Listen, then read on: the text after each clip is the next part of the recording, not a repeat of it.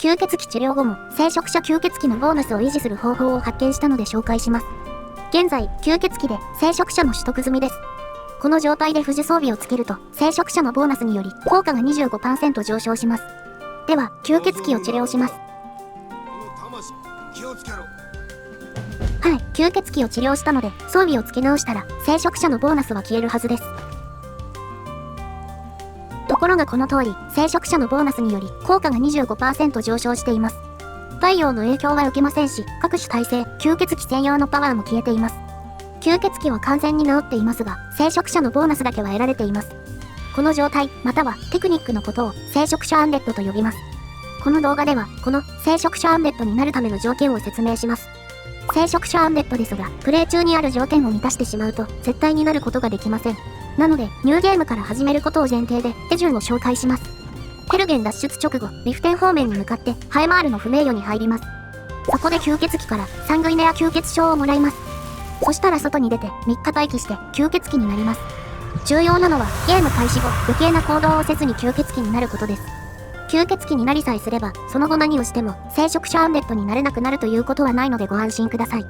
吸血鬼になったら、回復スキルを70まで鍛えて、聖職者を取得します。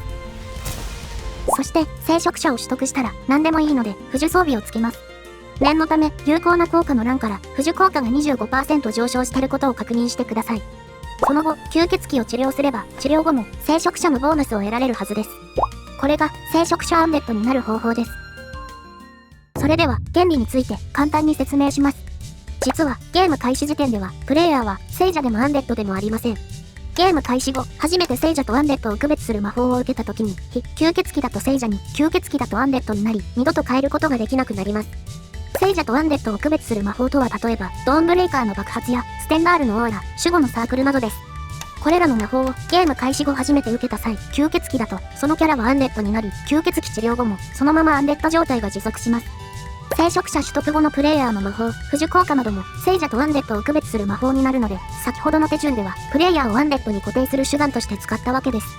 逆に、これらの魔法を初めて受けた際、吸血鬼だと、そのキャラは聖者になり、吸血鬼になってる間はアンデッドになりますが、治療すると聖者に戻ってしまいます。なので、聖職者アンデッドになるには、ゲーム開始後、余計なことをせずに、吸血鬼になることが重要なわけです。この原理を理解していれば、先ほど紹介した手順を守らなくても、聖職者アンデッドになれるので、上級者の方は、自分のやりやすい手順でやっていただいて大丈夫です。ただしその際は、コレットの使う生命探知に気をつけてください。吸血鬼時に生命探知を食らってしまうと、聖者に固定されてしまうので、吸血鬼になるまでは、平成の間には入らないか、コレットが眠ってる時間を狙ってください。聖職者を取得するには、最低でもレベル11まで上げる必要がありますが、序盤であまりレベルを上げたくないという方もいると思います。私が投稿したレベルを上げずにパークを取得する方法を使えば、レベル4で聖職者を取得できますので、良ければこちらも参考にしてみてください。最後に、この聖職者アンデッドは、2022年12月14日に私が投稿した、スカイリムをあかねちゃんが破壊するパート 12.5 において初めて発表された新発見のテクニックです。